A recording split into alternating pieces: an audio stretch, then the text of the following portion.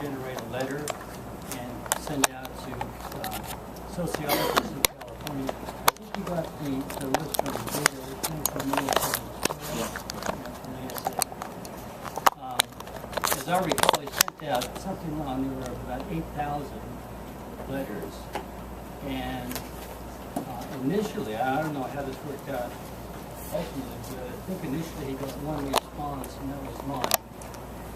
I responded because I teach at a community college. I started out at a community college, and I decided that I really just wanted to do that, to teach at community college. But community colleges were largely overlooked by other organizations. For example, the ASA had really virtually no use for us at all because we don't do research, we just teach. PSA at that time did not take much notice of community colleges. That changed when Dean Dorn took over and community colleges got involved with PSA. I was involved with PSA and really enjoyed it.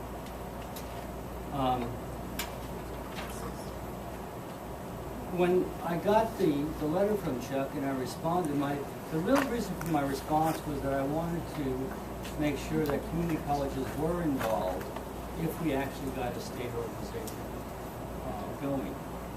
And I communicated with Chuck by letter, we phoned each other, but I never met him until we got together for the 1989 ASA meetings, which were held in San Francisco. And so we met each other for the first time about maybe 5 minutes before the meeting started. He and a colleague of his named Audrey Wendling and I really kind of presented the idea of a state organization to the ASA group. And we wound up, when the whole thing was over, getting about 20 people signed up on a list for a planning committee. I remember that at one of the very first meetings of the planning committee, we were sitting in a room that looked kind of like a classroom, and there was a woman sitting next to me whose name was Susan Fellows, and she leaned over and she said, "Gee, I'm glad that you're here because I've never done anything like this." And my response was, "Neither have I, but we'll figure it out as we go along," which is basically what we did. One of the members of the planning committee was the late Hal Charnofsky, wonderful guy. If you never had a chance to meet him, you really missed an opportunity. He was a fantastic man. He suggested that we hold our first meeting at the Carson Community Center because it was brand new and it had gotten an awful lot of publicity at the time. And he thought, well, that would help a little bit. John Kinch, who was one of the first members of the group, was the entire program committee for our first meeting. And when we came back together as a group in August of that year, John reported that he had received one paper. And our meeting was planned for October, so we all got kind of butterflies. But by the time that October came around, we did have an entire program ready to fill the pages. One of the things that we discussed at the meetings, original planning committee meetings, was that we really wanted to do things up first class. Because we thought that either we were going to do it right or not at all. And so we started out with the idea that we were going to just do a class act. And our first program was distributed in a folder like this, which you could open up, and then the program was inside, and then it was done on, heavy slick paper on the outside, and good printing and so forth on the inside. The second year, we wanted to use the gold and blue for California, but of course we couldn't get this in gold, so yellow came close. The second year I got a deal on these, and I got several thousand of them for about 3 cents each. So from the second meeting on, we always used these. And I think I still have some. Everything else burned down, but these didn't. For the first meeting, and I'm going to end with this story because I don't want to take up too much time when other people have a chance. But for the first meeting, I chaired, or I put together, organized the session on demography or population studies. And we had received a couple of papers that were very good papers. But I really wanted to get somebody who was known nationally, you know, a nationally acclaimed person in the field. And through one of our contacts, I was able to get hold of Paul Glick. Some of you may know his name, some of you not. Paul worked for the Bureau of the Census for 50 years. That's 50, 50 years for the Bureau of the Census. And at the time that I contacted him, he was at Arizona State University. And of course, we were a brand new organization. We didn't have money and so forth. But I phoned him and told him about what we wanted to do, and that I would like him to give a presentation. And then, of course, I had to go into my pleading poor act by saying, you know, well, Paul, we don't have any money, so we can't really offer you a stipend. And he said, well, that's okay. And I said, and I know you come from Arizona, we don't have any money, so we really can't play your plane fare. And he said, oh, well, that's okay. I said, and, you know, we don't have any money, so we really can't put you up at a hotel. And he said, oh, that's okay. Well, I didn't know it, but the guy was 84 years old. And he flew out to California and so forth, was on my panel. And I thought, well, you know, the least I can do is take the guy out to dinner, right? So we put together a dinner, took him out to dinner, at which point I insulted him. And I didn't know I was insulting him, but he worked at the Census Bureau for 50 years. And the Census Bureau had developed this term called posal cue. Some of you who are a little bit older, right here, might remember that term. It always interested me in how in the world a word like that can come about. So I said to him, Paul, you've been at the Census Bureau for 50 years. Who was the nut who came up with the idea of posal cue? And he said, well, you know, old Joe and I were sitting around in 1946, and we were thinking about all these men returning from the war and going to college on the GI Bill and maybe rooming with a widow. And so in the census, we count households, we don't count families. And so you might have a household with a woman who is maybe in her 50s and maybe two men who were in their 20s, but they weren't in any kind of sexual relationship. So we said, why don't we call them persons of opposite sex sharing living quarters? Posal cue.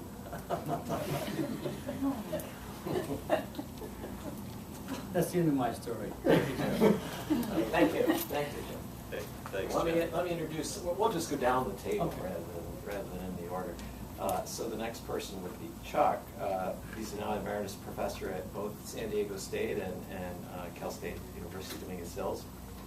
Longtime SU professor of sociology. Was department chair. He's been an associate dean in 2 different positions. And then 2004 to 2010, Chuck moved to Dominguez Hills, and he was the founding dean of the College of Natural and Behavioral Sciences there. And he was the founding CSA president, the first CSA president in 1990-1991. And he's had many key roles also in PSA, vice president, executive director, editors, sociological perspectives.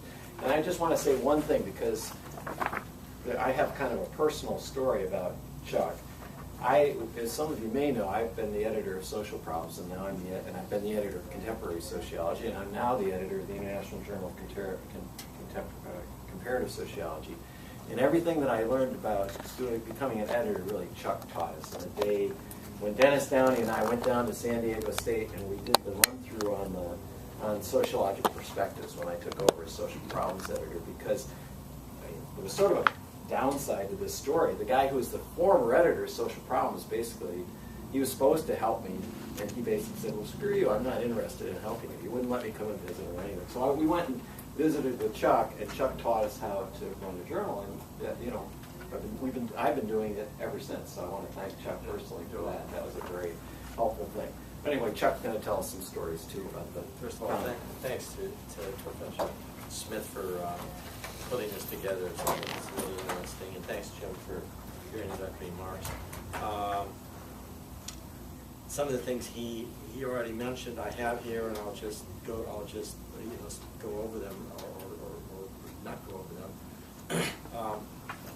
I think that one of the biggest things that drove us on this whole thing was not to be a clone. We didn't want a new organization that was either a clone of the American Sociological Association or a clone of the Pacific Sociological Association. We wanted something that was really quite different. And it actually started back in '87 and '88. A number of us at San Diego State, Ann Cottrell, Jim mentioned Aubrey Lindley, who's passed away. He was one of my great mentors, and myself, and then John Kinch from San Francisco State, who actually knew Aubrey from graduate school at University of Washington. So we met and talked about the possibility and feasibility of starting a California Social Association. First of all, California at the time had a huge population. Now it's, 38 million or something. At the time it was probably 30. It was the 6th largest economy in the world. We had a huge number of colleges and universities. I think at the time 9 UCs. Now we have 10. We had 20 some odd CSUs. Now we have 23. We had 92 community colleges, and I heard today from Ann that it was 118 or something like that. Huge number.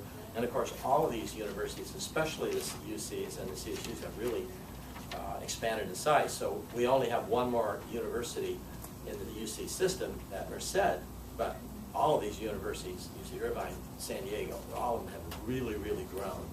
So we've really grown in the number of students that we serve. As Jim pointed out, we sent out all these mailings, and that first meeting was in San Francisco in '89. And then we had a series of additional planning meetings, and that handout that I gave you, there's a number of minutes in there, and it's for you to take home and over a beer or whatever, just look over the minutes and see what we did. But I found it really a lot of interest. So on page 1, you have the minutes from the February 16th, 1990 planning meeting. And then on page 7, you have the minutes of the planning meeting, which occurred on August 4th, 1990 at San Francisco State. And this memo basically discusses the packets that were distributed to various sociologists and groups throughout California. And that's pages 8 through 12. And as you can see, they went to people who were already members of the ASA, sociologists who were not members of the ASA, department chairs, community colleges, all these different groups. We also included the preliminary program for the first CSA meeting. As Jim pointed out, was held at the Carson Center near Dominguez Hills campus, and that's page 13 and 14. The final program, which Jim held up, is on page 34 to 42.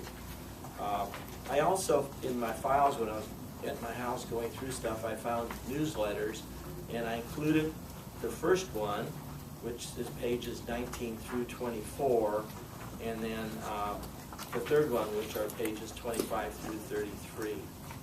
We also had a press announcement of the first meeting, and that was on page 5. And then on page 6, there was a little piece in the ASA footnotes about our first meeting. That's there. And then if you look through all these different documents and newsletters, and you will find a number of concerns and values that were put forth as what we'd want to have the CSA focus on. And I just want to go over them very, very quickly and then turn it over to Dean. As I said, number 1, not to be a clone of the PSA or ASA. 2, to deal with teaching issues in California. At the time, the ASA wasn't doing much, of course, not much in the way of California issues, but certainly not much in the way of teaching. They've changed. The PSA was doing things, and they're doing a lot more now. But we still thought there was a need for something specific to California, because the PSA is in a region that actually includes Mexico all the way up to British Columbia and beyond. And then 3, we wanted to address problems and issues that are uniquely Californian in nature. An example that we talked about in our memos was the expanding population of California, in which minority citizens will soon constitute a majority. Interesting, we learned today that that has passed. It's 26 years after we wrote these memos. This was a goal in the late 80s and the early 90s, and of course, that has changed. In a session today, Professor Brown was pointing out that just happened here last year. So now that we've got a Hispanic population represents the largest ethnic group in the state, including whites. The 4th goal was to identify unique problems in each of the systems of higher education in California and to find solutions to these problems. With those systems being the community colleges, the University of California, and California State University, and then numerous private colleges and liberal colleges, and a couple really powerful Division I universities, private USC and Stanford. And to involve colleagues from all of these systems. As Jim pointed out, people from the community colleges, colleagues from the community college were generally they didn't feel welcome. And there was a paucity of sessions dealing with teaching. So we really wanted to change that. Also, to include applied sociologists. In the session that I just organized, we had 2 colleagues talk about their work in the DMV and in a major commission that Dr. Ewing is in charge of. And those folks aren't represented or have not been represented in these associations. In fact, Dr. Ewing is their, I think, 10th president. He's a past president of the CSA. The 6th thing is to foster research dealing with California issues and problems. And a lot of what are California issues and problems turn out to be American issues and problems. It happens first here. And a good example is the expansion of the Hispanic population. And that is happening now all over the United States. It happens first here. And then 7th, to encourage student involvement and to socialize students. More and more universities, especially private liberal arts universities, like to say, our students can work with professors, work on projects, blah, blah, blah. Okay, if that's the case, then are they going to be able to present their research? Where? And the CSA is one of those places where that can happen. For California students, since we meet in the South 1 year, we meet in the North the next year, at least every other year, it's feasible for students to, and their faculty members, to actually attend meetings and be involved. It's not as easy to go to all of the PSA meetings, and certainly not all of the American Sociological Association meetings, which takes much more in the way of funding. Number 8, to foster coordination and articulation between community colleges and 4-year schools. In the 26 years since this was written, this has really been happening. I've been on many of these commissions myself, and so now it's a pretty seamless move. If you pay attention and students pay attention to what's happening in the community colleges, they can move right into the CSUs or the University of California systems without missing a beat. That wasn't the case back here 26 years ago, and we had a lot to do with, I think, making this happen. Then finally, the last concern was to address legislative interests in California regarding higher education. It's kind of interesting because in one of those newsletters, I have something that I write, and I talk about the need for us to coordinate our knowledge about what's going on, and that we have to be plugged in. We should be plugged into our universities, plugged in with each other, know what's going on. Wouldn't you know it, 2 years after that, in 1992, was the crisis at San Diego State, where the then president fired 120 tenured faculty, myself being one of those. And the fact that the CSA was up and running and the PSA was becoming stronger and stronger largely due to this, young fellow's efforts. We were able to counter that. It took about 4 or 5 months. Together with other organizations and other colleagues across the state, we were able to put so much pressure on the chancellor of the whole system, 23 campuses, that the president was forced to retract those letters. It didn't just happen. If we didn't have that kind of concerted, organized effort in it, at San Diego State it came from, guess which 2 departments? Sociology and physics. Those 2 departments, sociology, physics figured out a lot of the numbers and stuff, and sociology went out there and sold it, to the media. Jim Wood being the primary salesman. Anyway, that's enough. Great, thank you. Yeah, so the next speaker is Dean Dorn, and people probably know, I know people know these people, so in some ways it's not necessary for me to introduce them, but Dean was the executive director of the PSA from 1993 to 2010. By my calculations, that's like 17 years. Yes. Must have been a lot of fun, huh? And Only a little bit of time. right. And Yeah, now he can't give it up. Apparently, he's currently the PSA treasurer. So. And he's They won't let at me Sac go. State, of course. I'm the money guy, so I have to stay around. Well, first, let me make a comment about the CSA, because I think I'm accurate in saying this. It hasn't been brought up. But we used to have state associations here on the West Coast. There was one in Washington, there was one in Oregon, there was one in, for a very short period of time, in Arizona. And right now, other than the isolated one in Hawaii, because they still do have one that meets 1 day per year, the Hawaii State Association. The CSA is the only surviving, really true blue state association on the West Coast. The Midwest still has quite a few of them, but they've all disappeared. So I think that means that you have fulfilled an important role, an important function. And I might conclude my remarks here about reading the very recent ASA footnotes in which the past president of the Midwest has a very nice article on the importance of state and regional associations. I might just read the last paragraph here when I'm thinking.